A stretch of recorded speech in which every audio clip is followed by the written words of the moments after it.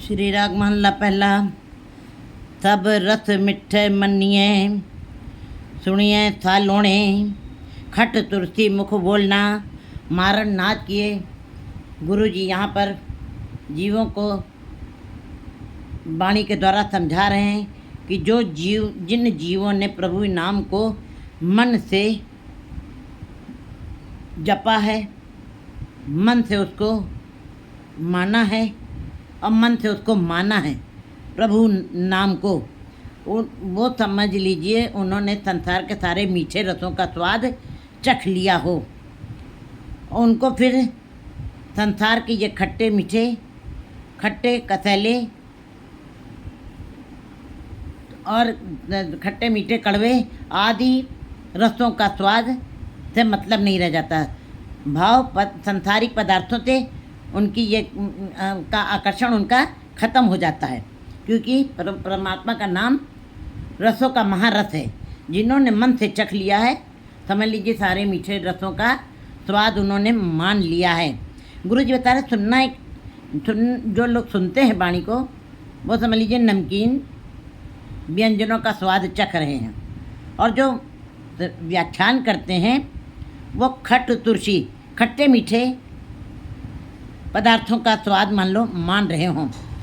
और जो कथा कीर्तन करके, जैसे थाली में हम भोजन परोसते हैं तो चटनी पापड़ आदि रख करके उस थाली को ज़्यादा अच्छा बना देते हैं, भोजन वाली थाली को।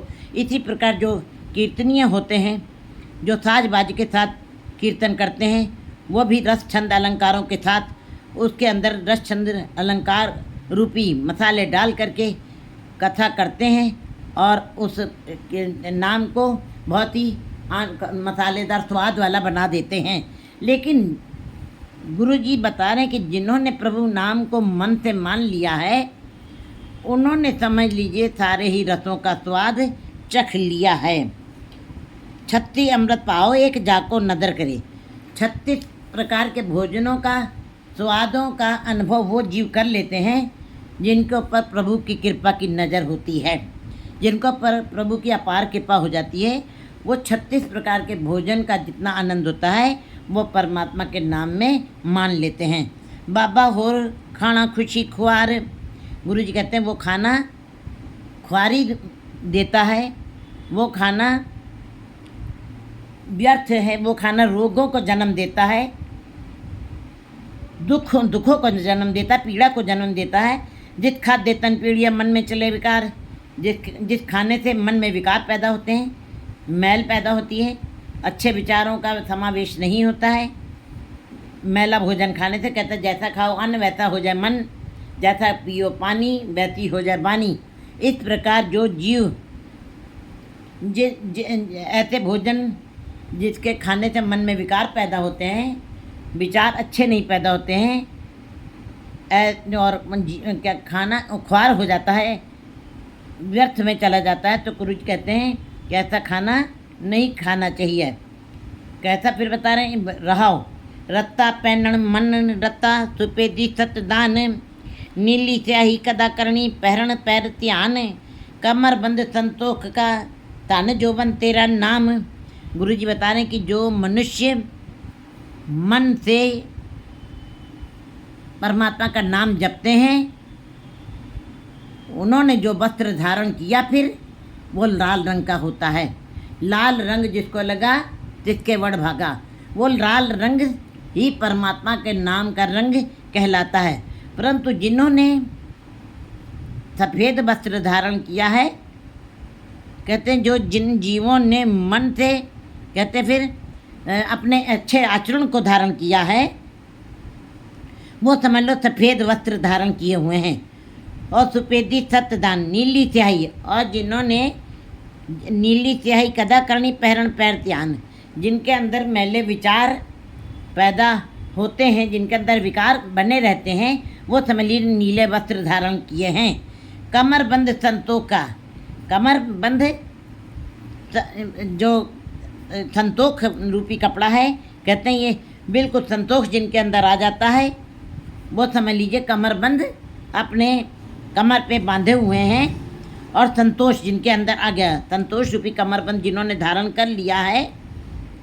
धन जोबन तेरा नाम, जितना धन और जवानी दोनों चीज़ जिसके पास होती है, जितनी खुशी उनके पास होती है, धन भी हो और जवानी भी हो, वो ज़्यादा उल्लसित होते हैं, उनका जीवन ज़्यादा खुशहाल होता है।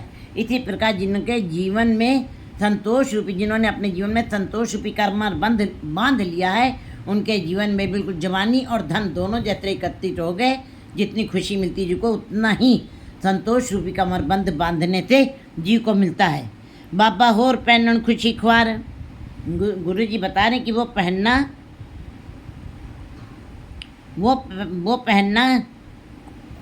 ख्वारी देता है, वो पहनना दुखदाई होता है। जित पै दे तन पीड़िए मन में चले विकार, जिस कपड़े को पहनने से मन में अश्लील विचार पैदा होते हैं, गंदे विचार पैदा होते हैं, जिन कपड़ों को पहनने के बाद मन निर्मल नहीं दिखाई देता है, बाहर से अच्छा प्रतीत नहीं होता है और दुनिया भी उसके ऊपर कुछ न कुछ अपनी बातें कर लेती है, फब्बियाँ कसती है। जित पै दे तन पीड़िए मन में चले विकार, और मन में जैसे आप वस्त्र पहनते हैं वैसे ही आपका अंदर का मन का भाव बन जाता है, वैसा ही मन का भाव बन जाता है जैसे हम वस्त्र धारण करते हैं। गुरु जी कहते हैं तरखस तीर कमान संग तेग बंद गुण तात, राह कोहड़े पाखर सुईने साकत बूझन तेरी वाट। गुरु जी बता रहे हैं कि सबसे कीमती वस्त्र कौन सा है। सबसे कीमती वस्त्र जो है वो केवल परमात्मा के नाम को ही कहा गया है। सबसे कीमती वस्त्र जो परमात्मा के नाम के वस्त्र को धारण, रूपी वस्त्र को धारण कर लेते हैं, वही समझ लीजिए सबसे कीमती वस्त्र पहने हैं। गुरु जी ने पोशाक के साथ साथ फिर पोशाक की पहले बात की है, फिर जीव को कुछ शस्त्रों की भी बात की है। जीव अगर जो संतोष रूपी कमरबंद धारण कर ले, प्रभु नाम का जाप और को धारण कर ले, तो उसके जीवन में सदा उल्लास आ जाएगा। गुरु जी ने बताया है घोड़े पाखर सुईने ताकत बूझन तेरी वाट, तस्कर तीर कमान साग तेग बंद गुणतात। यहाँ पे गुरु जी ने जैसे जीवन में जो वीर पुरुष होते हैं वो जंगे मैदान में जाते हैं जब, तो उनके पास भाला, बर्छी, कृपान और बहुत सारे तलवार आदि शस्त्र होते हैं। उसके पश्चात जब वो जीत के आता है तो उसको मान मिलता है, इज्जत मिलती है, उसकी कुल ऊंची गिनी जाती है। हूबहू इसी प्रकार गुरु जी बता रहे हैं कि मनुष्य जीवन भी एक लड़ाई की तरह है। उसके पास भी कौन से वस्त्र होने चाहिए?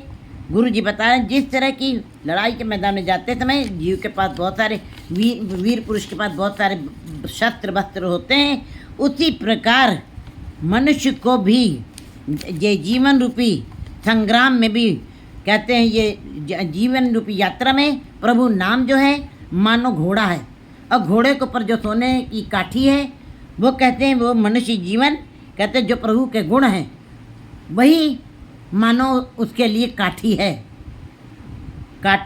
और ये प्रतीत होता है मानो, कहते हैं क्योंकि काठी है और जीवन उसके साथ गतिशील होता है। जो प्रभु के गुण जीवन को गतिशील बनाते हैं, ऊर्जा देते हैं और ताकत देते हैं, आत्मिक बल देते हैं। बस यही सारे प्रतीक मानो युद्ध का सामान है जीव के लिए, क्योंकि जीवन एक संग्राम है, जीवन एक लड़ाई का मैदान है। अंदर काम, क्रोध, लोभ, मोह, अहंकार आदि से हमको हरदम जूझना पड़ता है। उनको निकालने के लिए सारे शस्त्र हमारे पास होने चाहिए। ऐसे ही प्रभु के को कुछ फिर कहते हैं, गुरु जी बता रहे हैं कि अगर जो जीव इतने सारे जब शस्त्र धारण कर लेता, फिर उसकी टेक एक परमात्मा में लग जाती है। बापा हो पहन खुशी को अर्जित पैदे तन पीड़िए मन में चले विकार, कोड़े पाखर सुईने साकत बूझन तेरी वाट, तरकस तीर कमान ताग तेग बंद गुणतात। बाबा बाजा नेजा पत शिव प्रगट करम तेरी मेरी जात। कहते फिर जीव के लिए गुरु जी बता रहे हैं कि ये तुम्हारी इज्जत, मान, तुम्हारे कर्म, तुम परमात्मा के ऊपर, परमात्मा तुम्हारे ऊपर जब कृपा कर देगा नाम की, वही, और तुम इस जंग के मैदान में जब जीत जाओगे परमात्मा के नाम को गुणों का गान करते हुए, यही तुम्हारी ऊंची जात वहाँ पे कहलाएगी। बाबा होर चढ़ना खुशी कुआर, गुरु जी कहते हैं वो चढ़ना, वो घोड़े को पर चढ़ना, वो हाथी को पर चढ़ना, वो ऐसी सवारियों को पर चढ़ना खुआरी देगा, खुशी नहीं देगा, खुआरी ही देगा। जित चढ़िए तन पीढ़ी, जिस पर चढ़ने के बाद मन में अहंकार पैदा होता है, मैला अहंकार का भाव पैदा होता है, और मन में चले विकार, और मन में विकार भी पैदा होते हैं। जीव अहंकारी होकर के, और धन और जवानी अगर जो उसके पास है, फिर वो और भी दूसरे भी विकार भोगने की कोशिश करने लगता है। अहंकार ऐसा उसको मैला कर देता है। हुक्म सोई तुद पावती होर आखण बहुत अपार, कहते हुक्म वही है जब जीव ये सारे शस्त्रों को धारण कर लेता है, फिर वो यही कहता है परमात्मा से कि हे परमात्मा, मैंने अब तुम्हारे ही दर के ऊपर मत्था टेका है, अब मैं तेरे दर को छोड़ करके नहीं जाऊंगा।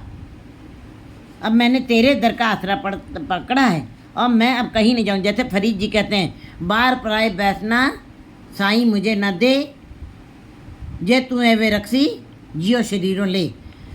मैंने तेरे दर पे मत्था टेका है, मुझको अपने ही दर पे रखना। अगर जो दूसरे दर पे भेजने की कोशिश करनी है तो मेरे शरीर से प्राण निकाल लेना, मैंने केवल तुम्हारे ही आसरा पकड़ा है। तो गुरु जी बता रहे हैं कि जो जीव उनका आसरा पकड़ते हैं और दूसरे का टेक नहीं लेते हैं, तो गुरु जी बता रहे हैं कि फिर वो जीव परमात्मा को की कृपा के पात्र बन जाते हैं। ये सच्चा पातशाह किसी भी कर्मों का हिसाब फिर उससे नहीं लेता है। गुरु जी कहते हैं कि जीव स्त्री को सदा प्रभु नाम में जुड़ करके मनुष्य जन्म के मूल की पहचान करनी चाहिए।